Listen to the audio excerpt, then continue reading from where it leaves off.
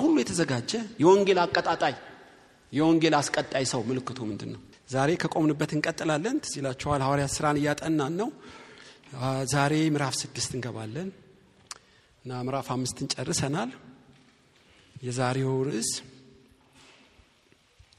ለበጎ ሥራ ሁሉ የተዘጋጁ የወንጌል አስቀጣዮች 4 ባህሪያቸው የሚል ነው። ረጅም ነው፣ ልዝግምላችሁ። ለወንጌል ሥራ ሁሉ የተዘጋጁ የወንጌል አስቀጣዮች 4 ምልክቶቻቸው በሚል ነው። ታውቃላችሁ ወንጌል ቤተክርስቲያን ይጀምርና ይቆማል። ሰው መምጣት ይጀምርና ባዶ ይሆናል። ብዙ ትግል በአብያተ ክርስቲያን ውስጥ አለ። ነገር ግን እንዳይቆም ሁሉ ጊዜ አስቀጣዮች በየዘመናቱ እግዚአብሔር ናሙናዎች አሉት። ዛሬ እነዚህ አስቀጣዮችን ነው የምናያቸው። በሐዋርያት ሥራ ውስጥ በተለይ እስጢፋኖስን ነው የምናየው። 7 ቢሆኑም ጎላ ብሎ ደመቅ ያለው እሱ ስለሆነ በቁጥር 1 ላይ የተጻፈው እሱም ስለሆነ ነው የምናየው። እግዚአብሔር እንዲያስተምረን እንጸልያለን። ጌታ ሆይ በዚህ ጥድፊያና ሁከት በሞላበት ዓለም ሳይደክሙና ሳይዝሉ ካንተ ቃልን ለመስማት ገስግሰው ሕዝብህ ወደ አንተ መተናል። አምላካችን ሆይ ወደ እግዚአብሔር ተራራ እንሂድ፣ እርሱ መንገዱን ያስተምረናል። ጦሩን ወደ ማረሻ ሰይፉን ወደ ማጭድ እንቀይረዋለን እንዳሉ እግዚአብሔር አምላክ ሆይ የሚጠቅሙ ሰዎች የሚረቡ ሰዎች ለበጎ ሥራ ሁሉ የተዘጋጁ የማያሳፍሩ እንድንሆን ዛሬ በቃልህ እንድትቀመመን ወደኛ በሚመጣው ቃል እንድትሰራን እንደገባን እንዳንወጣ ክብርህ ያገኘን። ክብር ሁሉ ለአንተ ብቻ ይሁን። በኢየሱስ ስም ብለህ ስማን። አሜን። ትዝ ይላችኋል ይሄንን የወንጌል ሥራ ግብዞች የሆኑ ፈሪሳውያን ወይም ሽማግሌዎች ሊያስቆሙት አልቻሉም። ቀናተኞች ሊያስቆሙት አልቻሉም እና ሐናና ቀያፋ አልቻሉም እና ደግሞ ሰጲራም ሐናና ሰጲራም አልቻሉም። የውጭ ጥቃት የውስጥ ጥቃት ሰይጣን እያገላበጠ ነው የሞከራቸው። በወህኒ ያስራቸዋል፣ መልአክ ይልካል።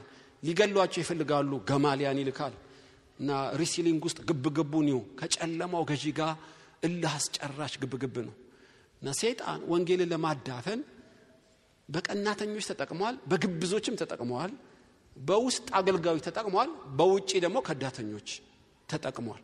ያም ሆኖ ሊቋቋሟቸው አልቻሉ። በእነሱ ላይ ያረፈው የእግዚአብሔር ጸጋ እና የመንፈስ ቅዱስ ኃይል እየሰነጠቀው መጣ። ብዙ ሰዎች ዳኑ። ኢቭን ከቤተ ክህነት ካህናት እጃቸውን ለወንጌል ሰጡ። ድንቅና ተአምራቱም እየተቀጣጠለ መጣ። ሶስተኛና ታላቅ ተግዳሮት የመጀመሪያው ተግዳሮት መልኩን ቀይሮ ምዕራፍ 6 ላይ መጣ። እሱን ላንብብላችሁ በጌታችን በኢየሱስ ስም አነባለሁ። ሐዋርያት ሥራ ምዕራፍ 6 ቁጥር 1 በዚያም ወራት ደቀ መዛሙርት እየበዙ ሲሄዱ ከግሪክ ሀገር መጥተው የነበሩ አይሁድ በይሁዳ ኖረው በነበሩት አይሁድ አንጎራጎሩባቸው። በየቀኑም በተሰራው አገልግሎት መበለቶቻቸውን ችላ ይሉባቸው ነበርና 12ቱም ደቀ መዛሙርት ሁሉን ጠርተው እንዲያሏቸው የእግዚአብሔርን ቃል ትተን ማዕድ እናገለግል ዘንድ የሚገባ ነገር አይደለም። ወንድሞች ሆይ በመልካም የተመሰከረላቸው መንፈስ ቅዱስና ጥበብ የሞላባቸውን 7 ሰዎች ከእናንተ ምረጡ፣ ለዚህም ጉዳይ እንሾማቸዋለን። እኛ ግን ለጸሎትና ቃሉን ለማገልገል እንተጋለን። ይህም ቃል ሕዝቡን ሁሉ ደስ አሰኛቸው። እምነትና መንፈስ ቅዱስ የሞላበትን ሰው እስጢፋኖስን፣ ፊልጶስን፣ ጵርቆስንና ኒቆራንም ጢሞናንንና ጴርገሜንም ወደ ይሁድነት ገብቶ የነበረው የአንጾኪያው ኒቆላዎስን መረጡ። በሐዋርያትም ፊት አቆመው ከጸለዩ በኋላ እጃቸውን ጫኑባቸው። የእግዚአብሔርም ቃል እየሰፋ ሄደ። በኢየሩሳሌም የደቀ መዛሙርት ቁጥር እጅግ እየበዛ ሄደ። ከካህናትም ብዙ ሰዎች ለሃይማኖት የታዘዙ ሆኑ። እስጢፋኖስም ጸጋና ኃይልን ተሞልቶ በሕዝቡ መካከል ድንቅና ታላቅ ምልክት ያደርግ ነበር። የነጻ ወጪዎች ከተባለችው ምኩራብ ከቀሬናና ከእስክንድሪያም ሰዎች ከኪልቅያና ከእስያ ከነበሩ አንዳንዶች ተነስተው እስጢፋኖስን ይከራከሩት ነበር። ይናገርበት የነበረውን ጥበብና መንፈስ ይቃወሙት ዘንድ አልቻሉም። በዚያ ጊዜ በሙሴ ላይ በእግዚአብሔርም ላይ የስድብን ነገር ሲናገር ሰምተናል የሚሉ ሰዎች አስነሱ። ሕዝቡንና ሽማግሌዎች ጻፎችንም አናደዱ። ቀርበውም ያዙት፣ ወደ ሸንጎም አመጡትና ይህ ሰው በዚህ በተቀደሰ ስፍራ በሕግም ላይ የስድብን ነገር ለመናገር አይተውም። የናዝሬቱ ኢየሱስ ይህን ስፍራ ያፈርሰዋል፣ ለሙሴ የሚያስተላልፈን ሥርዓት ይለውጣል ሲሉ ሰምተነዋል የሚሉ የሐሰት ምስክሮች አቆሙ። በሸንጎም የተቀመጡ ሁሉ ትኩር ብለው ሲመለከቱት እንደ መልአክ ፊት ሆኖ ፊቱን አዩት ይላል።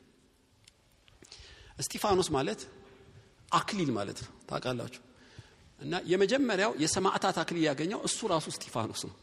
ተአምራዊ ሰው ነው በእውነት እስጢፋኖስ። እና እኔ ኢየሱስን በሥጋ አየውን ምንም አላቅም፣ ግን እንደነ ጴጥሮስ የቆየ ደቀ መዝሙር አልነበረም። እና እስጢፋኖስ በፍጥነት የተለወጠ አስገራሚ ለበጎ ሥራ የተዘጋጀ የአገልጋይ ምሳሌ የሆነ ሰው ነው ይሄ ሰው። እና የመጀመሪያው ድቁናም የተጀመረው በሱ ምክንያት ነው። እንደምታውቁት ያን ሁሉ የጣሱ ሲመጡ ሰይጣን መልኩን ቀይሮ በቤተክርስቲያን ውስጥ የአስተዳደር ችግር አፈነዳ። ለምን? ሰው በጣም ቁጥሩ ጨመረ። ታውቃላችሁ ሰው ሲበዛ ሁሌ ችግር ይመጣል። አስተዳደሩ ወይም ሽማግሌዎች በህዝቡ ቁጥር ልክ ካላደጉ ወይም አሰራራቸውን ካላዘመኑት ሁሌ ችግር መምጣቱ አይቀርም። እና የችግሩ ምክንያት የቁጥር ብዛት ነው አንደኛው። ምናልባት ፈጣን እድገት ፈጣን ችግር ያመጣል አንዳንዴ። እና አሁን እኛ ማህበር በፍጥነት ያደጉ ከተባሉት አንዱ እቺ ቤተክርስቲያን ነች። እኔ ራሴ ግርመኛል በእውነት። እና ሰው በብዛት እንዲመጣ ብዙ ሰው እንዲድን እንፈልጋለን። በዛው ልክ አደረጃጀታችንን ተዘጋጅተን ካልጠበቅን አደጋ ደግሞ ይመጣል። ያደጋው ምንጭ የቁጥር ብዛት ሊሆን ይችላል ማለት ነው። እና ሁለተኛው ከተለያየ ብሔር ወይም ባህል የመጡ ናቸው። እንደምታዩ ከኢየሩሳሌም ውጪ በሮም ግዛት የነበሩ፣ በግሪክ ግዛት የነበሩ፣ በሩቅ ምስራቅ የነበሩ አይሁዶች አንድ ላይ መጡ ማለት ነው። እና ምንም የአብርሃም ዜግነት ያላቸው ቢሆኑም ያደጉትና የሚናገሩት ቋንቋ ልዩ ልዩ ነው። ስለዚህ የባህል ግጭት፣ የእውቀት ግጭት፣ የልምምድ ግጭት ይከሰታል ማለት ነው ቤተክርስቲያን ውስጥ። ታውቃላችሁ የቋንቋ ግጭት ብዙ ዋጋ ያስከፍላል። እና አንድ ላይ ስንመጣ አንድ ልብ እንዳንሆን አንዱ እንቅፋት የሚሆነው የኖርንበት ያደግነው ባህልና ቋንቋ ይሆናል። ስለዚህ በኢየሩሳሌምም ይሄ ችግር ተከሰተ ማለት ነው። ነገር ግን ጥበብ ያላቸው ሽማግሌዎች ብቅ አሉ። ተአምር ነው በሐዋርያቱ ላይ ያለው ጥበብ። እና መጀመሪያ ያደረጉት ጉባኤን ሁሉ ጠሩ። አስገራሚ ነው። ለምን? ጉባኤ ውስጥ ጥበብ አለ። የችግሩን እውነተኛነት ለማወቅ እንደ ዲሞክራሲያዊ መብት እንደሚባለው በአሁኑ ጊዜ ለሁሉ የንግግር መድረክ አመቻቹ። እኛ እናውቅላችኋለን፣ እኛ እንበይናለን አላሉ። በፍጥነት ጉባኤ ጠሩ። ድንቅ ነው። ከዛስ አወያዩአቸው። እና ሲያወያዩ በጥንቃቄ ነው ያወያዩት። በጓዳ ውስጥ ችግር ካለ ታውቃላችሁ መድረክ ላይ ጸጋ መጉደል ይጀምራል። የአብዛኞቹ የአገልጋይ ችግር ከምዕመናን ዘንድ በጥንቃቄ ያልተያዙ ጭቅጭቆች ናቸው። ስለዚህ መበለቶች መበደል ጀመሩ። መበለት ማለት ባል የሞተባት ሴት። ስለዚህ ባል ያላት ሴት ብዙ እንጀራ ስታገኝ ባል የሌላት ሴት ትኩረት የሚሰጣት አጣች ማለት ነው። ስለዚህ ጉርጉምታ ወይም ማንጎራጎር በማህበር ውስጥ ገባ። ታውቃላችሁ ምዕመናን እርስ በርስ መከፋፈል ሲጀምሩ መንፈስ ቅዱስ በር ላይ ይቆማል። አንዱ ብልት ሲጎዳ ሁሉ ተጎዳ። እና ጴጥሮስና ዮሐንስ በጾም ጸሎት ቢበረቱም ምዕመናን ውስጥ ችግር ካለ እድገት ይቆማል፣ መብዛት ይቆማል፣ ጥራት ይቆማል ማለት ነው። ጴጥሮስ ሴንስ አድርጎታል ይሄን ነገር። እንደቀደመው ሰብካለው መንፈስ ቅዱስ ግን ከኔ ጋር ያለ አይመስለኝም። እንደቀደመው ፈውስ ሊተላለፍ አልቻለም። እንደቀደመው መገለጥ ላገኝ አልቻለም። ምን ሆናችኋል አላቸው። ትክክል ነው ማወያየት። በብሉይም ትዝ ይላችኋል አካን ነው ማን ነው ወርቅ ሰርቆ እነ ኢያሱ እንደቀደመ ልዋጋ ቢሉ አልቻሉ። የሰረቀው አካን ነው፣ ድል የተመታው እስራኤል ነው። ለምን? አንድ ብልት ነው። እንደዛ ነው የሚያየን እግዚአብሔር። ሰማያትን የመክፈትና የመዝጋት አቅም አለው የአንድ ሰው ኃጢአት ታውቃላችሁ። እና ውይይት ሲያደርግ ፈነዳ ነው የምላችሁ ችግሩ። ይሄ ዲያቆን የምትለው ያዳይ አይደለ እንዴ? ይሄ ዲያቆን ለቅሶ መይ ደረሰኝ፣ ይሄኛው መቾ ልጅ መጣ፣ ጭቅጭቅ ሆነ። ኦኬ መፍትሄው ምንድነው? እናንተ ሐዋርያቱ የድቁና አገልግሎት አገልግሉና መግሎ እንዲጠፋ እናንተን ነው የምናምነው አሉ። በዚህ ሰዓት ዋይዝ የሆኑ ሽማግሌዎች አቅጣጫ አስቀመጡ ማለት ነው። ጉባኤ መጥራት ማወያየት ብቻ ሳይሆን አቅጣጫ ለምእመናን መስጠትም ግድ ነው። የሚመርጡትና የሚያደርጉትን ፍሬምወርክ አስቀምጡላቸው። ጭቅጭቅ እንዳይበዛ ምን አሉ? እኛ ለጸሎትና ለቃሉ እንተጋለን። ዋናውን ጋረዱት፣ ወንጌሉን ጠበቁት። ለዚህ ነው የተላክነው። ስለ ወንጌልና ስለ ጸሎት እንዳትደራደሩ። እግዚአብሔርን የሚፈሩ መንፈስ ቅዱስና ጥበብ የሞላባቸው 7 ሰዎች ምረጡ፣ እጅ በመጫን እንሾማቸዋለን። እከሌን መርጠናል አላሉም። አቅጣጫ ግን አስቀመጡ። የማይነካውን ቁጥር እንዳረጉት የሚመረጡትን ቁጥር ነገሯቸው። ከዛስ የተመራጮችን መስፈርት ታወጡላቸው። እግዚአብሔርን የሚፈሩ ጥበብ የሞላባቸው መንፈስ ቅዱስ የሞላባቸው በሰው ሁሉ ዘንድ የተመሰከረላቸው እምነት የሞላባቸው 7 ሰዎች ምረጡልን። አቅጣጫ አስቀመጡ ማለት ነው። ከዛ ህዝቡ ከመረጠ በኋላ በህዝቡ ፊት አቆመው ከጸለዩ በኋላ እጅ በመጫን ለሥራው በይፋ ለዩዋቸው። ስለ እጅ መጫን ሌላ ቀን አካፍላችኋለሁ ሚስጥሩን። አሁን በአንድ ድምጽ ፊተኛ የተመረጠው እስጢፋኖስ ነው። እንዲያውም እዚህ ጋር ምን ይላል? ይህም ቃል ህዝቡን ሁሉ ደስ አሰኛቸው። ከዛስ እምነትና መንፈስ ቅዱስ የሞላበትን ሰው እስጢፋኖስን በቁጥር 1 መረጡት። በአንድ ጊዜ በቃ ይሄን ሐሳብ ሰጥተናል፣ በቡድን እንመካከር፣ በሚቀጥለው ሳምንት ጉባኤ ጠራን አላሉትም። ሁሉም ደስ አላቸው። በአንድ ድምጽ እስጢፋኖስ አሉ። 100 ድምጽ ነው ያገኘው። አታምኑ። ለምን? መስፈርቱን አስቀምጠውላቸዋል። የመጀመሪያው መስፈርት ምንድነው? ሰው ሁሉ የመሰከረለት፣ በመልካም የተመሰከረለት። የመጀመሪያው መስፈርት ስብከት የሚችል አይደለም፣ አጋንንት የሚያወጣ አይደለም፣ በሰዎች ዘንድ የተመሰከረለት። አቤት እቺ ኬላ ብዙ ሰው አልፋት። በመልካም የተመሰከረለት እስጢፋኖስ ከመመረጡ በፊት ህዝቡን ገስቶታል። በምን? መልካም ምስክርነት አለው። ይሄ ማዕረግ በአንድ አይገኝም። ይገርማችኋል። ቴዎሎጂ ትምህርት ቤት አይሰጥህም፣ የእድሜ ብዛትም አይሰጥህም። እና መልካም ምስክርነት ከሰዎች ሁሉ ጋር በሰላም የመኖር ጥበብ አለው ማለት ነው። እስጢፋኖስ ወንጌልን የሚያስቀጥሉ ለበጎ ስራ የተዘጋጁ ሰዎች አንዱ መስፈርታቸው እነማን ናቸው?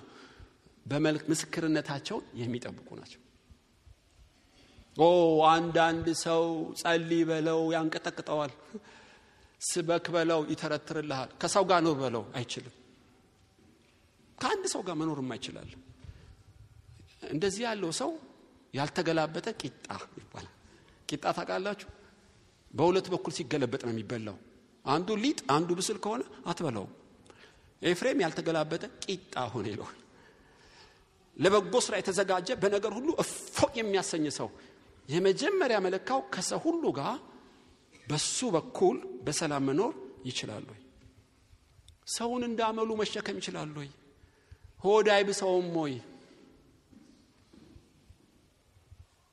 ከሰው ጋር ሲገናኝ ቱግ ቱግ ይላል፣ ደሙ ይፈላል፣ እቺን ሴት ይሄን ሰው አላየውም ይላል።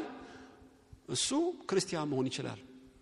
ለበጎ ስራ ሁሉ የተዘጋጀ ወንጌል አስቀጣይ መሆን ግን አይችልም። ሆድ የባሰውማ የሚያበጣብጥ ብዙ ናቸው። እስጢፋኖስ ከነሱ የተመረጠው ብጥብጡን እንዲያቆም፣ የተጣሉትን እንዲያስታርቅ፣ ወንጌል ይቀጥል ዘንድ ነው እጅ የተጫነበት ነው ማለት ነው። እስጢፋኖስ፣ ፊልጶስ እና ጵሩቆስ በዚህ ተመስክሮላቸው። ታውቃላችሁ አንዳንድ ቤተክርስቲያን ተጀምረው ህንጻዎች ቆመዋል። አንዳንድ አብያተ ክርስቲያናት ቁጥራቸው ቀንሰዋል። አጋንንቶች አይደሉም። አብዛኛውን ማህበር ባዶ የሚያደርገው ከሰው ጋር ያለው ግጭት ነው። አጋንንት አቅም የለውም። መከራም ያበዛል እንጂ አያሳንስም። ታውቃለህ ያልተሰሩ ሰዎች ግን ካሉ በጎች ይባንናሉ፣ አይችሉም። በቃ ጎመን በጤና ብለው ሹልክ ብለው ቀስ በቀስ ይቀንሳሉ። ጠፍተው ሊዘጋ የቀረበን የቸርች በቅርቡ ሰምቻለሁ። ከዛ ከጓደኞቼ ጋር ቁጭ ብለን ስንመረምረው አንድ ሰው አሉ። በቃ ሁሉን አባረራቸው ብለው መሰከሩልኝ። ይሄን ወይ እንመክረው ቀጠሮ ይዘና አስቸጋሪ ነው። እንደ እስጢፋኖስ ያሉት ሲኖር ይበዛል። አጋጮች ሲመጡ ደግሞ ምዕመናን ቁጥራቸው ይቀንሳል። ለበጎ ስራ ሁሉ የተዘጋጀ ሰው አንዱ መለኪያው ምንድነው? እግዚአብሔር በሚሰራበት ጊዜ ገንዘብ ሊሆን የሚችል ማን ነው? አንደኛው እስጢፋኖስ ተገኘ፣ ምስክርነቱን የሚጠብቅ። ብዙ አይነት ሰዎች አሉ፣ መበለቶች አሉ፣ ግሪክ አለ፣ ሮማውያን አለ፣ ብዙ ነው ማህበረ ምዕመናን ውስጥ ያሉት። እስጢፋኖስ ግን በሙሉ ድምጽ ሁሉም መረጡት። ለምን? አመላቸውን የሁሉንም ችሏል ማለት ነው። እስጢፋኖስ ታውቃላችሁ፣ የታቦት መብራት የተወቀጠ የላመ የጠለለ ነው። ይሄንን ማንም ሊያበራው አልተፈቀደም በብሉይ። ጭስ የሌለው ነው፣ 24 ሰዓት ነው የሚበራው። በጠቢባን ሴቶች ነው የሚቀመመው እና ጭስ ስለሌለው ሁሉ ጊዜ አይንን ሳታሞጫሙጭ ማንበብ ትችላለህ እዛ ያለውን ስክሪፕቸር። እና እስጢፋኖስ ማለት የታቦት መብራት ነው። እውነት አጭር ነው ዘመኑ፣ ጥርት ንጽት ያለች ህይወት ነው የኖረው። እንደ ማቱሳላ ኖሬ የገጨው የተጋጨው ከምኖር የእስጢፋኖስ ሽክን ብላሽ ሹልክ ብል ይሻለኛል። እስጢፋኖስ እንደዛ የወርቅ ቤት በለው ከፈለክ፣ የሳርና ያገዳ እንጨት ቤት ሳይሆን በጣም ሚዛን የሚጨምር ሙሉ ህይወት እና አንዱ ለዚህ ያበቃው የታመነ መልእክተኛ፣ ለበጎ ስራ ሁሉ የተዘጋጀ፣ በቁጥር 1 ወንጌል አስቀጣይ ያደረገው ከሰዎች ሁሉ ጋር በሱ በኩል በሰላም መኖር ስለቻለ። እንዴት ይቻላል ነው? ጥቂት ፍንጮችን ላሳያችሁ። ከሰው ሁሉ ጋር በሰላም መኖር እንዴት ይቻላል? ለምን ከባድ ነው ዘመኑ። በተለይ አሁን እንደ እስጢፋኖስ ዘመን አይደለም። በእርጥብ እንጨት እንደዛ ከነደደ አሁንማ በጣም ከባድ ነው በእውነት። እየጨመረ ነው የመጣው የሰው አመል። ጳውሎስም ለጢሞቴዎስ እርቅን የማይሰሙ ገንዘብ የሚወዱ ትዕቢተኞች፣ ችኩሎች፣ ከዳተኞች፣ የሃይማኖት መልክ ያላቸው ግን አስመሳዮች የበዙበት ነው። በመጨረሻው ዘመን እየጨመረ ይመጣል። ይገርማችኋል። ታዲያ ከእንዲህ ያሉ ሰዎች ሁሉ ጋር በእኔ በኩል በሰላም መኖር እንዴት እችላለሁ? የቻሉ አሉ። እስጢፋኖስ ችሏል። በብሉይ በአዲስ ኪዳን ብዙዎች ችለዋል። ለምንድን ነው እንደዚህ የምንሆነው? ከኛ በኩል ምክንያት አይገኝብን እንጂ ሰምና ወርቅ ሁኑ ማለት አይደለም። በኋላ እንመጣበታለን። እስጢፋኖስንም ቀጥቅጠው ገለውታል እኮ ገዳዮች አሉ። ሆኖም ስመረመር በእኔ በኩል የመሰናከያ እንቅፋት እንዳልሆን፣ ማንም በእኔ እንዳይሰናከልብኝ በዚህ ደረጃ ላይ መቀመጥ ማለት ነው እንጂ ሁሉ ይውደዱ ማለት አይደለም። ግን የምትከሰስበት የምትነቀፍበት ምክንያት አልባሁን ማለት ነው። እስጢፋኖስ እንደዚህ ያለ ሰው ይመስለኛል። ሮሜ 14:13 ላይ ለማንም ለወንድም ማሰናከያ አታኑር። አንደኛ ቆሮንቶስ 10:32 ለአይሁድ ቢሆን ለግሪክ ሰው በማንም ሰው ማሰናከያ አታስቀምጥ። ማሰናከያ ሳይመጣ የግድ አይቀርም። ማሰናከያ ለሚሆን ለዛ ሰው ግን ወዮለት ይላል። ይገርማችኋል። እና ኢየሱስን እንዳያምን ከቤተ ክርስቲያን እንዳይርቅ በነገር ሁሉ ምስክርነትን ካልጠበቅ በአንተ ምክንያት ከቤተ ክርስቲያን ከክርስቶስ ወንጌል ሰው ቢርቅ አደጋው ከባድ ነው። ስለዚህ ነው ከሰው ሁሉ ጋር በእኔ በኩል በሰላም መኖር ያለብኝ።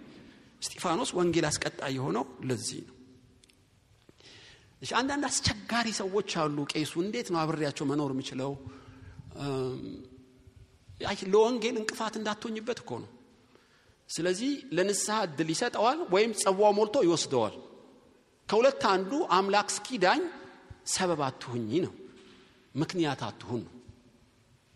እና እንዴት ነው ምክንያት አልባ ህይወት መሆን የምችለው?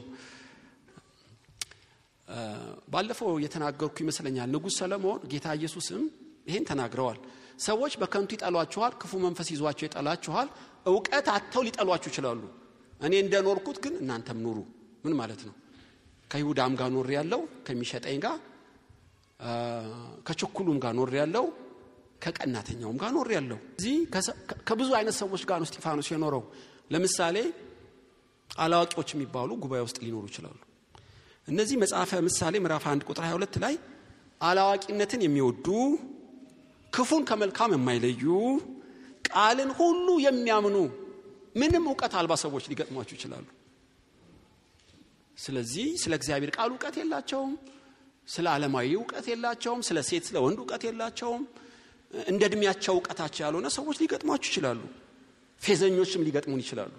ምሳሌ ላይ ተጽፏል 9:7 ላይ ብትገስጸው ይሰድብሃል፣ ብትገስጸውስ ይንቅሃል። እንዲያውም ምዕራፍ 15 ቁጥር 12 ምሳሌ ላይ ፌዘኛ ሰው የሚዘልፈውን አይወደውም፣ ወደ አንተም ወደ ጠቢብ ሰው አይመጣም። 22:10 ላይ ኩሩ ነው ጠበኛ ነው።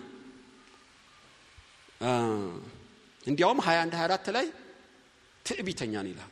እንዲህ ያለ ሰው በቤተ ክርስቲያን በመስሪያ ቤት ሊገጥም ይችላል። እንዴት ልኑር ነው ከእንዲህ ያለው ሰው ጋር? እንዲያውም ሰነፍ የሚባል ሊገጥም ይችላል ይላል ሰለሞን። 18:2 ላይ ጥበብን አይወድም፣ ሐሜተኛ ነው፣ በኃጢአት ያፌዛል፣ ተግሳጽን ይንቃል፣ በራሱ ይታመናል፣ ስንፍናውን በደገመ ቁጥር ደስታው ይጨምራል ይላል። ሰነፍ በልቡ ያለውን ብቻ መግለጥ ነው። እስቲ አንዴ ስማኝ ብትለው ቁጭ ብለ ሰማይ ነው የሚልህ፣ አይሰማህም። ሰነፍን እገስጻለሁ ካልክ ልጆቿ የተነጠቁባት ድብ አገኘ ማለት ነው። ብጭቅጭቅ ነው የሚያወጣ ይላል። እሺ ስትነግረው ካልሰማህ፣ ስትመክረው ካልተቀበለ፣ በገሰስከው ቁጥር ከጠላህ እንዴት ነው የምትኖረው? እስጢፋኖስ በእንዲህ ያሉ ሰዎች መሃል ሊኖረው ታውቃላችሁ። በኋላ እንመጣበታለን እኮ ከአብርሃም ጀምሮ ፊቱ ያበራ አስገራሚ ፍሰቱን የጠበቀ ወንጌል ነው የሰበካቸው። ቁጣ ሞላባቸው፣ በአንድ ድም ጥርሳቸውን ነከሱበት፣ እየጎተቱ ወሰዱት። እስጢፋኖስ በዚህ ማህበረሰብ ነበር ነው ቆምላችሁ። ከእንዲህ ያለ ድብልቅልቅና አስቸጋሪ ህዝብ ጋር የኖርኩ በእኔ በኩል በሰላም መኖር እንዴት ይቻላል? ለማንም እንቅፋት ሳልሆን የወንጌል አስቀጣይ ሆኜ ለበጎ ስራ ሁሉ የተዘጋጀው እንደሆን እንዴት ልኑር? አየ በረዘክተሽ በመቀመጥ አይሆንም። ሌላ ገዳምም የለም። አየ ኢየሱስ እስኪመጣ ይቀጥላል። የተላክነው ወደ ሰው ነው፣ የምንኖረውም ከሰው መሃል ነው። ነገር ግን በእኔ በኩል በሰላም እንዴት ልኑር ነው ጥያቄው። እኔ ሁለት ነገር ይረዳን ይመስለኛል በእውነት። የተለያየ አመል፣ አስቸጋሪ አመል እያለበት ነገር ግን በትዕግስትና በምልጃ መንፈስ በእኔ በኩል በሰላም ለመኖር የምታገለው ሁለት ነገር ሲገባኝ ነው። አንደኛ ይሄው አስቸጋሪና ሰነፍ የምለው ሰው በእግዚአብሔር ፊት እጅግ ክቡር መሆኑን ሳውቅ። ይገርማችኋል፣ የሰው ልጅ እስከ ማንነቱ ክቡር ነው። ሰካራም ቢሆን ባለጌ ቢሆን ከሰማይና ከምድር በላይ እጅግ የከበረ ዋጋ ያለው የሰው ልጅ ነው። በቃ በዚህ መነጽር ማየት ግድ ነው። የማይረባ ሰነፍ ምናምንቴ በዛ መነጽር ካየሁት መኖር አትችሉ።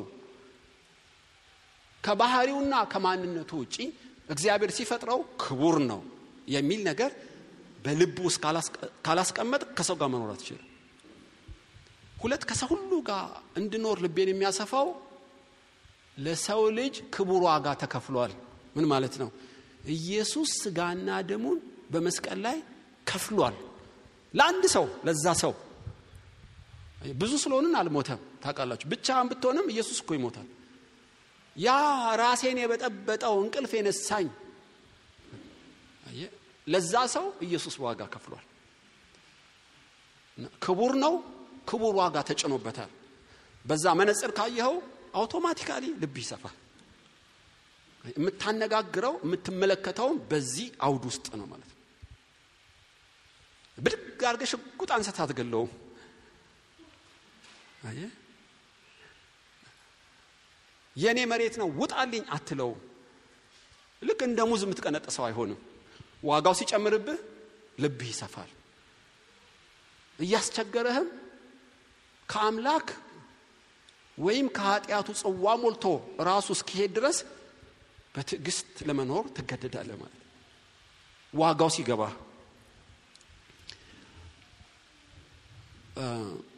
ሰው ክቡር እንደሆነና ክቡር ዋጋ እንደተከፈለው የሚያቅሰው አንድ ጉልህ ፈጣን ምልክት አለው። ጌታ ኢየሱስ በማቴዎስ ወንጌል ላይ ተናግሯል ይሄን ሚስጥር። እስኪ ጥያቄ ልጠይቃችሁ። ከመስዋዕትና ከምህረት የቱ ይበልጣል አላቸው። መስዋዕት የሚለው ላብራራላችሁ። በብሉይ ኪዳን መስዋዕት ማለት ለእግዚአብሔር የሚቀርብ ቁርባን፣ አገልግሎት፣ ሁሉ ነገር መስዋዕት በሚል ማዕረግ ነው እና ከስብከት፣ ከዝማሬ፣ ከጸሎት፣ ከጾም፣ ከመባ፣ ከአስራት ከዚህ ሁሉ በአንድ ቋት ውስጥ አስቀምጠው ምህረት ማድረግ በሌላ ቋት ውስጥ አስቀምጠው ከሁለቱ የቱ ይበልጣል አላቸው። አይሁዶች መስዋዕት ነው የሚሏቸው። ኖ ሄዳችሁ ሆሴ ላይ አንብቡት ይላቸዋል ጌታ። በሆሴ 6:6 ላይ ከመስዋዕት ይልቅ ምህረትን ወዳለው ያለውን አታውቁ። ምን ማለቱ ነው? ሰው ክቡር እንደሆን ካወቅና በመስቀል ላይ ደሙን አፍስሶ ስጋውን ቆርሶ እግዚአብሔር ልጁን የከፈለበት እንደሆን ሲገባ ፈጣን ምልክት ምንድነው? ሲበድልህ ትምረዋለህ። መማር ካልቻልክ የሰው ዋጋ አልገባህም። ይቅር ካላልከው የሰው ዋጋ አልገባህም። ለምሳሌ ብርህን ወስዶ አልመለሰም። ሰውየው ከብር በላይ መሆኑ ሲገባ ባይመልስም ቂም አትይዝበት።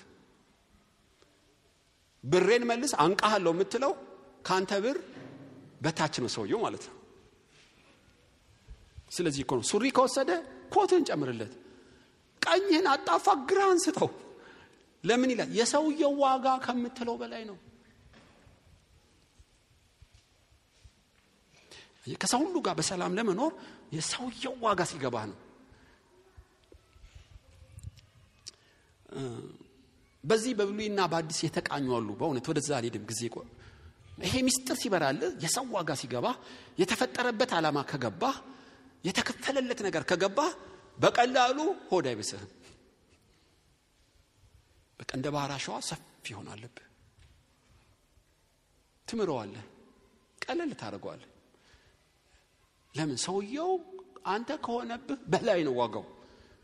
ሰማይና ምድር ፕላኔቶች ሁሉ ቢመዘኑ የአንድን ሰው ዋጋ ያክሉም። ታውቃላችሁ በአፍሪካ ውስጥ በዓለም ላይ ሰው እንደረከሰው አይደለም።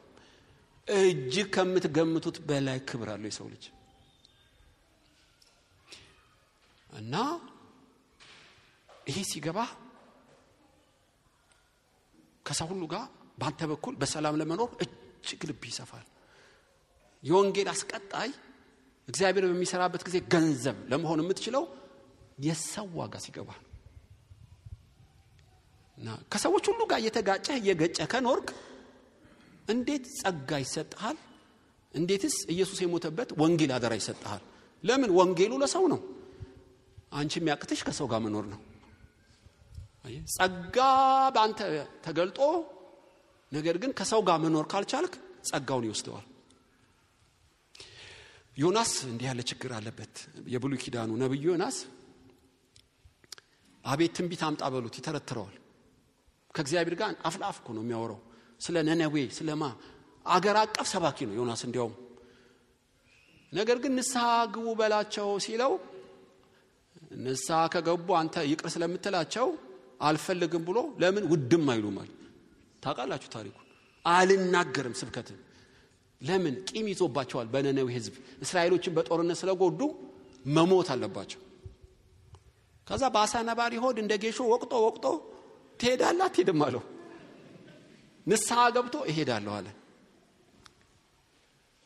ታውቃላችሁ ያን ንስሐ ከሰበከ በኋላ አልተመለሰም። ተራራ ላይ ሄዶ ቁጭ ከመቼ ያጠፋቸዋል ብሎ ነው። አስገራሚ ነው እኮ። እንደ ጄነራል ነው ያሰበው እንጂ እንደ ካህን አይደለም። ይሄን ሰው በምን ላስተምረው ብሎ ፀሐይ ያወጣበት ጌታ ጭንቅላቱን አቃጠለችው። ኦ ሲል የጅብ ጥላ የምትመስል ዛፍ አበቀለለት። እፎይ ተመስገናል። እንደ ራስ ተኮር ነው ማለት ነው። እንደ እግዚአብሔር ቸርነትም ይገርመኛል። ገና እፎይ ብሎ ሳይጨርስ ትልመታ ዛፉን እንክት አደረገችው። ከዚህ ከሞቀ ፀሐይ የምታጠለኝ ለምንድነው ትልከ? ወይ ዮናስ በጣም ትገርመኛለህ። ግራና ቀኙንማ ህዝብና ብዙ እንስሳት ያለባት የነነዌ ህዝብ ዛሬ ተክልሃት ዛሬ ለደረቀች እንደዚህ ትንገበገባለህ። ስለ ህዝቡ ግድ አይልህም? እግዚአብሔር ነደደ ቁጣው ይላል። ሰው ጤፉ ነው ማለት ነው ዮናስ። ስለ መላጣው ይጨነቃል። ስለሚጠፋው ህዝብ ግድ የለውም። እንደዚህ እኮ ነው አንዳንድ ሰው ሲያም ስታመሳከረው እኮ በጣም አንድ ዛፍ ደረቀችና ግብግብ ይላል። ህዝብ በሙሉ ሲኦል ቢገባ ምንም አይመስለውም። ከመጠን በላይ ሰልፊሽ ነብይ ነበር። እግዚአብሔር ገሰጸው። ታውቃላችሁ ለምን ዮናስ እንዲሆነ ብትሉ የሰው ዋጋ አልገባውም። ዮናስ ስለ ሰው አይደለም ስለ እንስሳም እኮ ነው ያስባል። ሆነ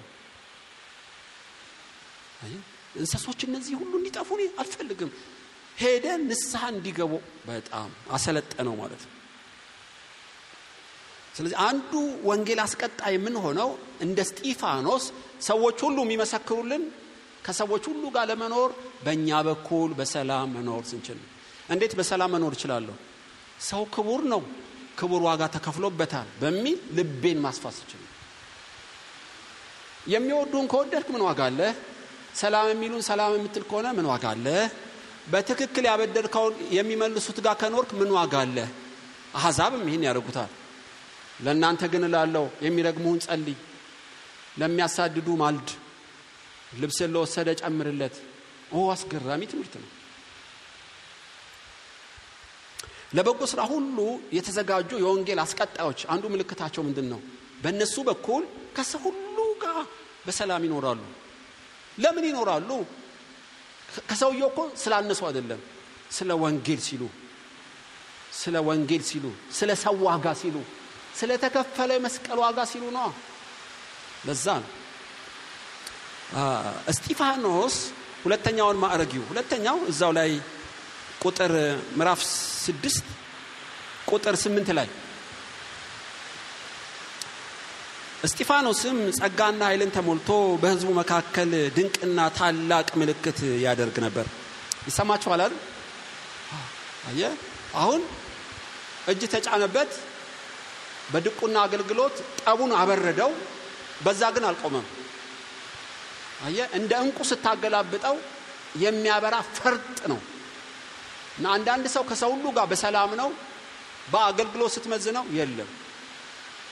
የእስጢፋኖስን በነገር ሁሉ ብቃቱን እኮ ላመለክታችሁ ነው። ሰውን ድል ነሳ፣ ኤፕላስ አመጣ። ዞር አድርገው በከተማ ውስጥ በጸጋ አገልግሎት ታላላቅ ተአምራት ያደርግ ጀመር ይላል። እንዲያውም እስጢፋኖስም ጸጋንና ኃይልን ተሞልቶ በሕዝቡ መካከል ድንቅንና ታላላቅ ምልክትን ያደርግ ነበር። ድንቅና ታላላቅ ምልክት ይለያያል። ድንቅም ራሱ ድንቅ ነው። ታላላቅ ምልክት ግን የተቆረጠ እጅ ሲገጠም ማለት ነው። በቃ እና ሽባው ሲዘሉ ማለት ነው። ሙታን ሲነሱ ማለት ነው። እስጢፋኖስ ከሰው ሁሉ ጋር ውሰደው ኤፕላስ ነው። በጸጋ ስጦታ አምጣው ድማሚት ነው። ዱናማይት ፓወር ይለዋል እዚህ ጋር እኮ ራሱ ታላቅ ጸጋን ተሞልቶ እስጢፋኖስም ጸጋንና ኃይልን ተሞልቶ በግሪኩ ድማሚት ተሞልቶ ነው የሚላችሁ። ዱናማይት ፓወር ማለት አንድን ተራራ በሽብልቅ አድርገህ ድማሚት ታስቀምጥበታለህ። ድብልቅልቁ ነው የሚያወጣው። የአጋንንትን ምሽግ በለው የበሽታን ምሽግ በለው ሲቲ ኢቫንጀሊዝም ሆነ የአጋንንትን ምሽግ መሰባበር ጀመረ። እስጢፋኖስ የጸጋ ስጦታውን ቸል አይልም። ለበጎ ስራ ሁሉ የተዘጋጀ ሰው፣ ሰውን ድል መንሳት ብቻ ሳይሆን ጸጋውን መግለጥ በጸጋው መለማመድ የሚችል ሰው። ልጄ ጢሞቴዎስ ከሰልን ሴት እንደምታቀጣጥል እጅ በመጫን ባንተ ያለውን የጸጋ ስጦታ አቀጣጥለዋለሁ ለምን ቸል ትለዋለህ ይለዋል። ታውቃላችሁ ጸጋ በሰማይ የለም። ጸጋ ስጦታ በምድር ነው። ለምንድን ነው ብትል ለአገልግሎት ነው። ለኔ ጥቅም አይደለም፣ ለኔ ዝና አይደለም። ማንኛውም ጸጋ ቢሰጠን ሰዎች እንዲድኑ እንዲታነጹ ለወንጌል ማስፋፋት። ስለዚህ በድቁና ይጀምረው እንጂ በከተማ ላይ በፈውስ አገልግሎት አቀጣጣለው። አንዳንዴ ትህትናችን ዕውቀት የሌለው ሊሆን ይችላል። በቃ በጸጥታ ማንም ጋር አልደርስ የሚኖሩ አሉ። ጥሩ ነው እኮ እሱ መልካም ምስክርነት ነው። በእውነት ማንም ጋር ይደርሱ ራሳቸውን ጠብቀው አገልግሎት ብትል የለም።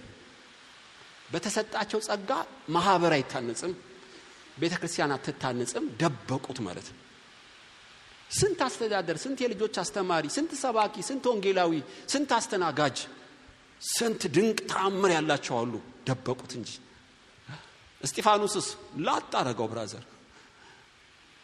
እነ ጴጥሮስ እየተጠበቁ እስጢፋኖስ ከኋላ መጣ። እንደ ድማሚት ያፈነዳው ጀመር። ከሰው ሁሉ ጋር በሰላም ስትኖር ጸጋ ልክ እንደ አባይ ግድብ ነው የሚሆነው። ታውቃለህ ኢትዮጵያ ውስጥ ሰላም ሲሆን አባይ ይገደባል። እርስ በርስ ግን ብንጋጨስ ይቆማል። ብዙ ኃይል የሚያመነጭ ህይወት የሚኖርህ ከሰው ሁሉ ጋር በሰላም ኖረ ሰላም ካገኘስ ቀጣዩ ድማሚት ኃይል ባንተ ይገለጣል። ይኸውልህ አንዳንዴ እንደ እስጢፋኖስ ታላላቅ ኃይል እንዳይገለጥ እንቅፋት የሚሆነው የሚያዘገየው ምንድነው? ከሰዎች ጋር በሰላም መኖር አንችልም። አየህ ሰዎች ሲያዝኑብህ ጸጋ ይቀንሳል። ሰዎች ሲያኮርፉ ጸጋ ይቀንሳል። ተራሳ ሆኖ ቁጭ ነው የምትለው። ስለሚገለጠው ጸጋ ሲባል እንኳን እስጢፋኖስ ቅድመ ዝግጅት አድርጓል። የምድር ጣጣውን ከሰዎች ጋር ጨረሰው። የሰማይ ብርሃን በልቡ ውስጥ ገባ። ድንቅ ነው። ሰው ላይ ቂም ይዘህ ጸጋ ቢሰጥህ ምንድነው የምታደርገው? ጌታ ሆይ ፍቀድልኝ ከሰማይ እሳት ላወርድበት የምትለው። አንዳንድ ኢትዮጵያ ውስጥ የሚጸልይ ያለ ጠላታቸውን ልክ እንደ ክፉ ሰው ጠላቴን ጌታ ሆይ እንዴ ማለት አስቸጋሪ ነው። በርግጥ ማንኛውም ጸጋ እኮ ለማዳን እንጂ ለማጥፋት አይደለም። ታውቃላችሁ።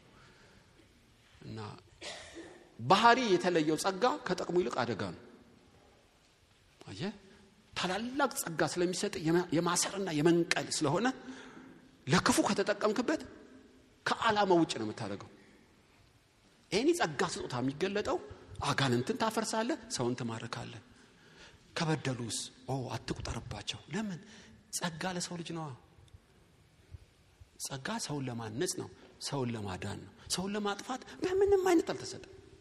በድንጋይ ቢወቀጥሩኝ እንኳን ለማዳን እንጂ ለጥፋት አይደለም። የጸጋው አይሰራም። በኋላ እንመጣበታለን። እስጢፋኖስ እንደዚህ ያለ ድማሚት ኃይል ገና እኮ በቅርብ ነው እኮ ጌታን የተቀበለው የሚመስለኝ። በፍጥነት እንዴት ሰማይ ተከፈተለት ብዬ እገረማለሁ። ፊቱ ያበራል። ጸጋው የሚያስቀና ነው። ለምን ብትል የሰው ዋጋ ገብቶታል። ሰውን የምትወድና የምትምር ከሆነ ሰው ክቡር እንደሆነ ከገባ ሰማያትን ነው የሚከፍተው። ከሰው በላይ አጀንዳ የለውማ። ምንም ቢሰጥህ ሰውን ለመጥቀምና ለማነጽ ነው። ለክፉ አታውለው፣ ይለቀዋል ሰማይ። አንዳንዴ እኮ ፍሬን ያዝ የሚያደርገው ጌታ ሌላ ሞቲቭ ስላለ በትንሽ ይሞክረናል፣ አንቻልም። ስለዚህ ጸጋውን ይከለክላል። እንደው ቤንዚል ኢትዮጵያ ውስጥ ገንዘባችን የጨረሰ ምን ነው አንድ 3 ጉድጓድ ብታፈልቅልን እላለሁ። ቢፈልቅ ምን ይሆናል እላለሁ። በኋላ ደግሞ የበለጠ እንጋደል ይሆን እንዴ እላለሁ። አየህ ሚዛን ላይ ያስቀምጥና የቱን እንደምመርጥ አልቀ እጸልይና ደግሞ ገታ እላለሁ። ለበረከታችን ሆኖ ለመጫረስስ ቢሆን እላለሁ። አንዴ የእግዚአብሔር ኃይል ወርዶ ሰውን የሚያንጽ እግዚአብሔር የሚከብር ወንጌልን የሚያስፋፋ ካልሆነ ቢቀር ይሻላል። በቃ ለኔ ብልጥግና፣ ለኔ እንደ ፒኮክ መሽቀርቀር፣ ትዳር ለማፍረስ ቤትን ማሸት ከሆነ ቢቀርብኝ ይሻላል። ከዓላማ ውጪ ነው እንደማለት ሊሆን ይችላል። እስጢፋኖስ ጸጋውን ሰዎችን ለማዳን የሰይጣን ምሽግ ለማፍረስ ተጠቀመበት ማለት ነው። ለበጎ ስራ የተዘጋጁ ወንጌል አስቀጣዮች 4 ምልክታቸው ምንድነው? በሱ በኩል በሰላም መኖር፣ ጸጋ ስጦታውን ቸል ለማለት፣ ሶስተኛውስ ቅዱስ ቃሉን መግለጥ ነው። በጳውሎስ በስጢፋኖስ የሆነውን ቁጥር ምዕራፍ 6 ላይ ቁጥር 9 የነፃ ወጪዎች ከተባለች ምኩራብ ከቀሬና ከእስክንድሪያ ከኪልቅያ ከእስያ ከነበሩ አንዳንዶች ተነስተው እስጢፋኖስን ይከራከሩት ነበር። ይናገርበት የነበረውን ጥበብና መንፈስ ይቃወሙት ዘንድ አልቻሉም።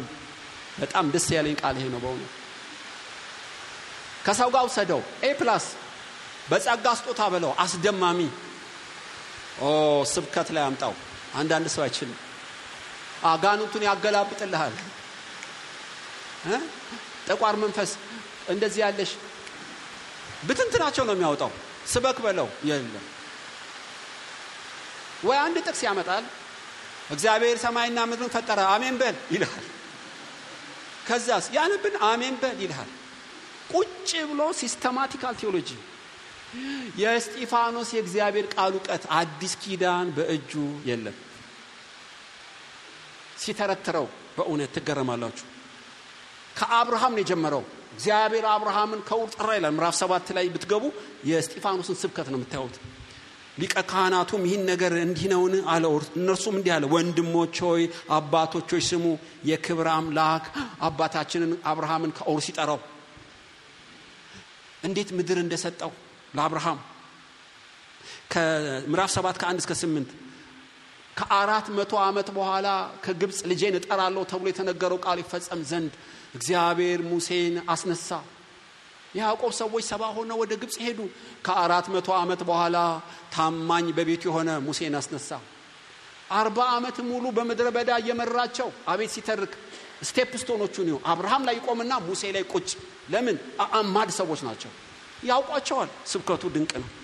እንዲያውም ከ7 ምዕራፍ 7 ከ9 እስከ 19 ስለ ዮሴፍም ይናገራል።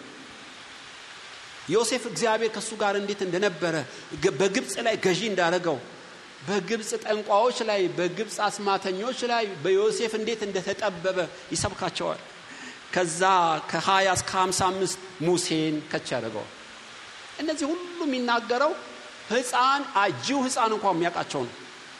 በየቤቱ የሚተረከውን ነው ያመጣላቸው።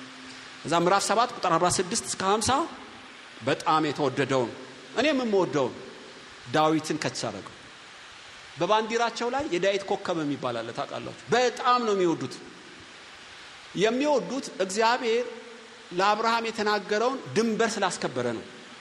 እስካሁን ዳዊት ያስከበረውን ያህል አላስከበሩ ተቀንሶባቸዋል እንዲያው እና ዳዊት ተዋጊ ነው፣ ድንበር አስከባሪ ነው። በጣም ነው የሚወዱት። የዳዊትን ሕይወት ይዘረዝርላቸዋል። የእሴይ ልጅ ዳዊት ምን እንዳረገ ከዛ ንጉስ ሰለሞን ቤተ መቅደሱን በኦርናው ድማ እንደሰራው በ7 ዓመት እንደጨረሰው መንፈስ ቅዱስ እንደከበረበት አየ ዋና ገዢዎችን ያመጣና መጨረሻ ኢየሱስን ቁጭ አረገው። እንዲያውም ምዕራፍ 7 ቁጥር 52 ላይ እንዴት ኢየሱስን እንደሰበከው ምዕራፍ 5 ቁጥር 52 ምዕራፍ 7 ቁጥር 52 እናንተ አንገተ ደንዳና ልቦች ጆሮአችሁ ያልተገረዘ እናንተ ሁሉ ጊዜ መንፈስ ቅዱስን ተቃወማላችሁ። አባቶቻችሁ እንደተቃወሙት እናንተ ደግሞ ከነቢያት አባቶቻችሁ ያላሳደዱት ማንን ነው? የጻድቁን መምጣት አስቀድሞ የተናገሩትን ገደላችሁ። ስለ ኢየሱስ የተናገሩትን ገደላችሁ።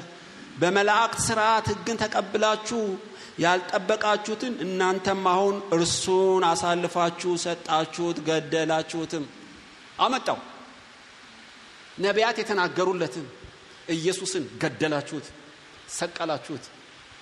እነዛ ሁሉ መግቢያ ናቸው ብሉይ ኪዳን እና ለክርስቶስ መንደርደሪያ ተጠቀመበት። ከዛ አመጣና ኢየሱስን ቁጭ አረገው። በአብርሃም በሙሴ በዮሴፍ በዳዊት በሰለሞን አቀባብሎ ወንጌሉን ቁጭ። አንዳንዶች ብሉይ ኪዳን ለምን ታበዛለህ እንደው የአዲስ ኪዳን ዘመን ነው ይሉኛል። ይገርመኛል።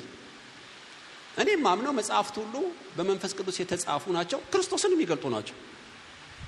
በአዲስ ኪዳን ዘመን አንድም አዲስ ኪዳን የለም። እስጢፋኖስ እጅ ያለው ብሉይ ኪዳን ነው ታውቃላችሁ። አዲስ ኪዳን እኮ ለኛ ነው። እነሱ በብሉይ ላይ ቆሞ ነው ክርስቶስን የሰበኩት። ይቻላል፣ አላፍርበትም። በብሉይ ኪዳን ብሉይ ኪዳን ማለት አሮጌ የማይጠቅም ማለት አይደለም። አየ መዝሙር ውስጥ ያለው ጥበብ፣ ሕግ ውስጥ ያለው የወንጌል ኃይል ከዘፍጥረት እስከ ኢሳይያስን ሄደው አፍን እጅን ባፍ ነው የሚያስጭነው። ጠቅላላ መጽሐፍት ስለ ኢየሱስ ነው የሚናገሩት። ኢየሱስም ከብሉይ ከመዝሙራት ከሕግና ከነቢያት ነው የሰበከላቸው። እንዴት ጥልቅ ሰማያዊ ማዕድን እንዳለበት ልነግራችሁ አልችልም። እና እስጢፋኖስ ዘረዘረላቸው። ወንጌልን የሚያስቀጥሉ ለበጎ ስራ ሁሉ የተዘጋጁ ሰዎች ምልክታቸው ምንድነው? በሱ በኩል ከሰው ሁሉ ጋር በሰላም ይኖራል። የጸጋ ስጦታውን ያቀጣጥለዋል ያነቃቀዋል እና ሶስተኛስ በእግዚአብሔር ቃል የተሞላ ነው መድረክ ሲመጣለት መሳሪያውን ላጣረገው ለማን ለነፃ ወጪዎች ምኩራብ ምን ማለት ነው ከእስክንድሪያ ከእስያ የመጡ ሮምን ደምስሰው የእስራኤልን ባንዲራ ሊያስተክሉ በህቡ የተደራጁ ጂዎች ማለት ነው እሺ ይሄን ላብራራላችሁ ምን ማለት እንደሆነ ወደ 300 400 ምኩራቦች አሉ በአይሁድ ምኩራብ ማለት የባይብል ስተዲ እንደማለት ነው በባቢሎን ያሉ ባህልና ቋንቋውን እንዳይረሱ ተደራጅተው ነበር ሲመለሱም የምኩራብ አገልግሎት ቀጠለ ምኩራብ ቤተ መቅደስ አይደለም አንድ ቤተ መቅደስ ብዙ ምኩራቦች ነው ያሉት በየቀበሌው እና እስጢፋኖስ ሄዶ ምኩራብ የነማን ነው ብትሉ ሉቃስ ይጽፍልን ነው ምን ይላል ሉቃስ ምዕራፍ 6 ላይ ቁጥር 9 የነፃ ወጪዎች ከተባለች ምኩራብ ከቀሬና አሁን በእኛ ቋንቋ ከእንግሊዝ ከአሜሪካ እንደዛ ነው የሚገባው ከፈረንሳይ ከጀርመን የመጡ እንደማለት ነው በጣም ከሰለጠኑ የዳበሩ ንግግር ከሚችሉ ለማለት ፈልጌ ነው ከቀሬና ከእስክንድሪያ ከኪልቅያ ከእስያ ከነበሩ አንዳንዶች ተነሱ እስጢፋኖስን ይከራከሩ ጀመሩ በሚስጥር ጳውሎስም የዚህ አባል ነው ይላሉ ጌታን ከመቀበሉ በፊት ብሉይ ኪዳንን የጠጡ ፍልስፍናን የሚያውቁ ግጥም ባሉበት ጉባኤ እስጢፋኖስ መጣ ተራሰው መግባት አይችልም እስጢፋኖስን በቀላል ስብከት መቀየር አትችልም ለምን ያሉት 2 ዲግሪ ጫነ ፕሮፌሰር ከሌ እና ገማሊያ ምን የምትላቸው ናቸው ይሄንን ለመግጠም መታጠቅ አለብህ እስጢፋኖስ ትችላቸዋለህ አሉት ይሄ እኮ ምኩራብ ተራ ምኩራብ አይደለም በጣም የተማሩ የሰለጠኑ የቅዱስ ቃሉ ፊሎሶፊ ዕውቀት ያላቸው ናቸው እችላቸዋለሁ አለ ምናልባት አንዳንድ ሐዋርያት አይ ብለው ሊሸሹ ይችላሉ ለንግግር ጀመረ ዲሞክራሲ ስለተለማመዱ አዲስ ቃል ያለው ለመናገር እድል ይሰጣሉ ስትናገር አያስጨርሱም በመሃል ሊያስቆሙ ይችላሉ የግሪክ ባህል ጀመረ ሊያቆሙት ሞከሩ ቀጠለ የሚናገረውን ጥበብ ሊቋቋሙት አልቻሉም ዘረራቸው በዚህ ቋንቋ እጃቸውን በአፍ አስጫናቸው አስደመማቸው ከአብርሃም ጀምሮ ሲለው ፍሰቱ ያለው ክብደቱ የሚያመጣው ሎጂክ አፋቸውን አስከፈተው ሊቋቋሙት አልቻሉም ቃል በቃል እንዲህ ነው የሚለው ይናገርበት የነበረውን ጥበብና መንፈስ ይቃወሙ ዘንድ አልቻሉም 4 ነጥብ የከዘፍጥረት ወደ ምሳሌ ከምሳሌ ኢሳይያስ ከኢሳይያስ ሕዝቅኤል ያገላበጠ ቁጭ አደረጋቸው የዘላለም አምላክ አሉ ማለት ነው እንዲያውም እስጢፋኖስ ጳውሎስ ጌታን የተቀበለው በደማስቆ ነው ታውቃላችሁ ግን የተሸረሸረው በእስጢፋኖስ ስብከት ነው ይላሉ እንደው እዛ ላይ ጌታ እንደው ጭርሱን ቀየረው እንጂ ኢየሱስ እስጢፋኖስ ውስጥ ሆኖ ጳውሎስን ሳይማርከው አልቀረም ይላሉ ለምን አንድ ጎበዝ ግራ አጠገብ ልብሳቸውን አስቀመጡ በድንጋይ ሊወግሩት ያ ጎበዝ ጳውሎስ ነው አስገዳው ታውቃላችሁ ስብከቱን በሙሉ ምጥጥ አርጓታል ማለት ነው ወንጌልን የሚያስቀጥሉ ለእግዚአብሔር ክብር ወንጌልን የሚያስቀጥሉ ሰዎች ባህሪያቸው ምንድነው አንደኛ በእነሱ በኩል ከሰው ሁሉ ጋር በሰላም መኖር ነው ሁለተኛስ ጸጋ ስጦታቸውን ቸልም አይሉ ናቸው ሶስተኛ የቃሉ ሙላት ያላቸው ናቸው ማለት ነው እና አራተኛና የመጨረሻውን እናያለን አራተኛው ቅድም ያልኳችሁ ምዕራፍ 7 ቁጥር 54 ላይ ላንብብ እና ጨርሳለሁ 7:54 ይህን በሰሙ ጊዜ በልባቸው በጣም ተቆጡ ጥርሳቸውን ማፏጩበት መንፈስ ቅዱስን ተሞልቶ ወደ ሰማይ ትኩር ብሎ ተመለከተ ይላል ከዛ ዝቅ ብሎ በአንድ ልብ ሆነው ይላል ቁጥር 57 ወደ እርሱ ሮጡ ከከተማ ወደ ውጭ አውጥተው ወገሩት ምስክሮችም ልብሳቸውን ሳውል በሚሉት በአንድ ጎበዝ ግራ አጠገብ አኖሩ አሁን ሳነብ ነው የሚቀለው በእውነት ጥርሳቸውን አፏጩ ማለት ሳይኮሎጂካሊ ልብ የምትጨመር ማለት ጠቅላላ ጥርሱን ሲያንቀጫቀጭ አንድ ሰው በአንድ ልብ ሲሮጥብህ ተወድቃለህ በቃ ገና ሳይነኩ ከዛ ያዙት ስዕላዊ ነው እና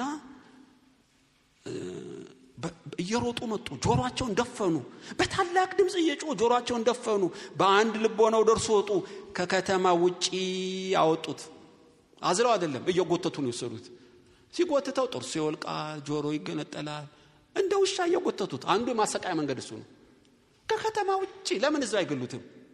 እንዲሰቃይ ፈልገው እኮ ነው። ሆ ያሉ አንዱ ይመታዋል በዱላ፣ አንዱ ምራቅ ይተፋበታል። በቃ ሞከሩት ነው የፈለጉትን ያደርጉታል። ታውቃለህ የሰው ልጆች እንዲህ ናቸው። ልክ እንደ ኢየሱስ እሱ ወደ ጎልጎታ ነው የወሰዱት። እስጢፋኖስን ከሰፈር ውጪ እየቀጠቀጡ ወሰዱት። ነፍሱ ግን አለች። በሳኦል ይሄ ልብስ ጠብቅልህ ለማንኛውም ብለው ልብስ አወለቁ፣ ለመደብደብ እንዲመች ማለት ነው። እንደ ጌሾ ትልልቅ ድንጋይ ይዘው መውገር ጀመሩ።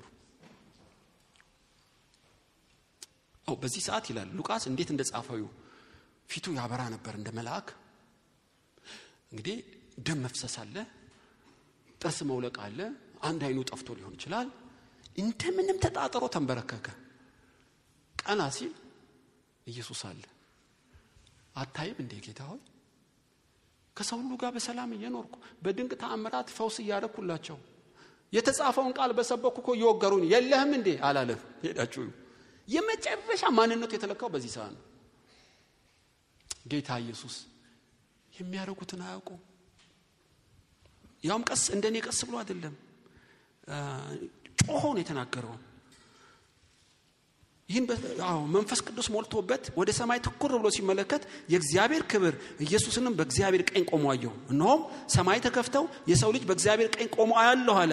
በታላቅ ድምፅ ወገሩት። ይህንን ሲያደርጉ ተንበርክኮ ይላል ጌታ ሆይ ኃጢአት አትቁጠርባቸው ብሎ በታላቅ ድምፅ ጮኸ ይላል። ሰነጠቀው። የመጨረሻ አስተንፋሱ እቺ ነች። እና ጃልሜዳ አደባባይ ሊሰቀር ሆኗል። አንዱ በጃንሆይ ዘመን አንድ ሰው ነው የነገረኝ ወታደር ወንበር ላይ ቁም ብለው አንገቱ ላይ አንጠለጠልለታል ገመድ እንዲሰቀል። ያው ተፈርዶበታል ኦሬዲ። እና መጨረሻ የምትናገረው አለ ይባላል ከመሞቱ በፊት የመጨረሻ እድል እንሰጣለን ንግግር ካለ ወንበሩን እንሰባት ነው አሉት። የሚባለው ታውቃላችሁ ነፍሴን ተቀበል ወይ ማረኝ ኃጢአቴን ይቅር በላቸው እንደዚህ መጨረሻ ቃል እንዲናገር ነው የሚጠበቀው። እሱ ግን ጃንሆይን ሰደባቸው። ይሄ ንጉስ ብሎ ሳባረኩት ወንበሩን ሳይጨርሰው። በጣም ቂም ስለያዘባቸው ይሆን ጭጭ አለ እዛው በቃ። እንዴ ይሄንን እድል ለምን ይጠቀምበታል አልኩ። ለክፉ ማረኝ ቢል አትሊስት ማራቸው ባይል እንኳን ማረኝ ቢል ጥሩ ነበር እኮ በኢየሱስ በስተቀኝ እንደተሰቀለው። እና እስጢፋኖስ ከሱ አልፎ ጌታ ሆይ አትቁጠርባቸው የሚያደርጉትን አያውቁ ብሎ ጮኸ። በዛ ሰዓት ሰማይ ለሁለት ተከፈተ። ቁጭ ብሎ አይደለም ቆሞ ተቀበለ። የመጀመሪያው ሰማዕት በክብር ሲያድርግ ታያላችሁ። ኢየሱስ አላዳነውም እኮ ደስ እያለው ነው ያየው። ለምን የሱን ፈለግ ተከተለ። እና ለበጎ ስራ የተዘጋጀ አገልጋይ ምሳሌ ሆኖ ተተከለ። 1000 ዓመት ባይኖር በቂ ነች እቺ። እንደ ናሙና ስብከቱን ጸጋውን ከሰው ጋር ያለው የሚጠሉትን የሚወድ ልቡን አሳየ እስጢፋኖስ። በልቡ ቂም ኖሮት ሊሰብክ ሰው ይችላል ታውቃላችሁ። ሰውን እየጠላ አጋንንት ሊያወጣ ይችላል። እስጢፋኖስ የመጨረሻ ልኮ የታወቀው በሚወግሩት መሃል የልቡን ሐሳቢው ከፍቅር በቀር እዳ የለበትም። ሰነጠቀው። ይሄ ኢየሱስን መሳይ ከዚህ በላይ ምን አለ? ልክ ይሄንን ነው ጌታ ያረጋው እስጢፋኖስ የተከተለው ማለት ነው። በአዲስ ኪዳን እኔ አላቀም ከሐዋርያው ዮሐንስ በቀር ሰማይ ተከፍቶ አይዶ ነው ወደ ሰማይ ተነጠቁ አሉ እንደ ሐዋርያው በመንፈስ ይሁን በስጋ ባያለቀም ግን በአካል እንደ መልአክ እየበራ ሰማይ ተከፍቶ ኢየሱስን ያየ ብቸኛ ሰው እኔ እስጢፋኖስን ነው የማውቀው። ሰማዕት የሚባል የክብር ዘውድ ተጫነለት። እና ሁሉ ሰው እኮ በምንም በማንም ይሞታል። እንደ እስጢፋኖስ ለወንጌል ክብር ሰማዕት መሆን እኮ እድል ነው፣ አይገኝም። አንዳንዶች ደረታቸውን ለእውነት ይሰጣሉ። እድል እኮ የት ይገኛል? እና ተራ ጴንጤ ይሄ አይሰጠውም እድል።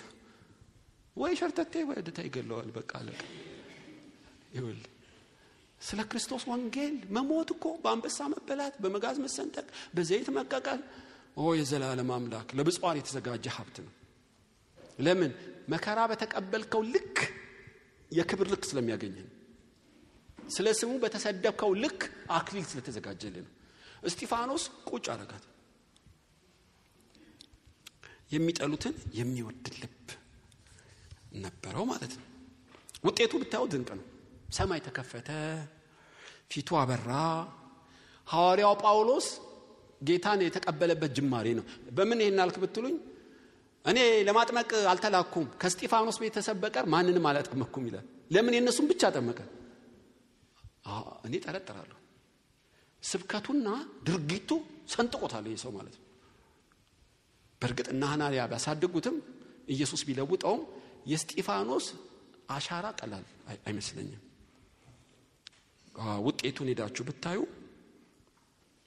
ቤተክርስቲያን ለመጀመሪያ ጊዜ በምድር ሁሉ እንድትበተን ምክንያት የሆነው እስጢፋኖስ ነው። ወንጌልን ይዘው በዓለም አሰራጩት። ልክ እሱ ሲሞት ቤተክርስቲያን ነቃች። ወንጌሉን ይዘው በስደት ቢሳበብም በዓለም ሁሉ እንደ ስታርተር ሆነ እስጢፋኖስ። ከዛስ የሰው ብዛት፣ ለሃይማኖት የታዘዙ ካህናት፣ የክብር መጨመር፣ የወንጌል መስፋፋት ከቁጥር ውጭ ሆነ። በቃ ወረሱት ዓለምን ማለት ነው። ፊታችሁ ከቆምኩ ኦልሞስት ወደ 1 ሰዓት ነው። ለበጎ ስራ ሁሉ የተዘጋጀ የወንጌል አቀጣጣይ፣ የወንጌል አስቀጣይ ሰው ምልክቱ ምንድነው? መልካም ምስክርነትን መጠበቅ። በአንተ በኩል ከሰው ሁሉ ጋር በሰላም ስትኖር ወንጌልን እያገዝከው ነው። ከዛ የጸጋ ስጦታህን ማቀጣጣል ስትጀምር ወንጌልን እያገዝክ ነው። የእግዚአብሔር ቃል ስታነብ ለወንጌል መቀጣጠል ራስን እያዘጋጀ ነው። የሚጠሉህን የሚወድ ልብ ሲኖርህ አለቀ፣ ተደመደመ ማለት ነው። ምድርን ይነድላል፣ ሰማያትን ይከፍታል። ማንኛውንም ጸጋ ለእንዲህ ያለው ሰው ይሰጠዋል። በእውነት ዛሬ እስጢፋኖስ ቆሞ ሰበከን ማለት ነው። እኔ ምልሽ ሆዴ ባሰሽ፣ እኔ እንደዛ ስወቀጥ አየሽኝ፣ አንቺ ምን ሆነሽ ነው ቂሚያሽው ይልሻል እስጢፋኖስ። እንደ ትክትክ ያረገሽ ደም የጨመረ ምትዩ ምን ሆነሽ ነው ቢልሽ ምን ትያለሽ? እስጢፋኖስ ዛሬ ይሞግተናል። የነፃ ወጪ ምኩራብ የተባሉትን ኃያላን ተፋለምኩ። አንቺ ጎረቤትሽን አሁን ማትችለውን እንኳን መፋለም እንዴት ያቅትሻል ሊልሽ ይችላል እኮ። በእውነት ጳውሎስ እስጢፋኖስ የጸጋ ስታይ ከተማውን ገለባበጠው እኮ። ድንቅና ተአምራት የተሞላው አንቺ የትኛው ነው ድንቅሽ ተአምራትሽ? ድንቅና ተአምር ስታይ ነው እንደምትኖሪው። በአንቺ ለምን አይገለጥም? ይችላል ጌታ እኮ። ለእስጢፋኖስ የሰራ ለኛም ይሰራል። ለተወሰኑ ሰዎችም አይደለም። በእውነት ጠላትሽን ለመውደድ ልብሽ ለምን አነሰ? ጠላትህን ለመውደድ ለበጎ ስራ ሁሉ ምንድነው በጎ ስራ? ወንጌል ነዋ፣ ሰውን መውደድ ነዋ፣ ቃል መስበክ ነዋ፣ በጸጋ ማገልገል ነዋ። በጎ ስራ እኮ ይሄ ነው። በእነዚህ ሁሉ የላኩትን መልእክተኛ ደስም እንደሚያሰኝ ሰው እስጢፋኖስ ሆነ። ሰማያት ተከፈቱለት፣ ፊቱ አበራለት። ታላላቅ ኃያላን ተወለዱ በዚህ ሰው አገልግሎት። ወገኖች ሆይ ዛሬም ለእስጢፋኖስ የሰራ ጸጋ ለዚች ማህበር ይስራ። በእውነት ይሄን ለምን ሰማ ሁሉ ሰማያት ይከፈትልን።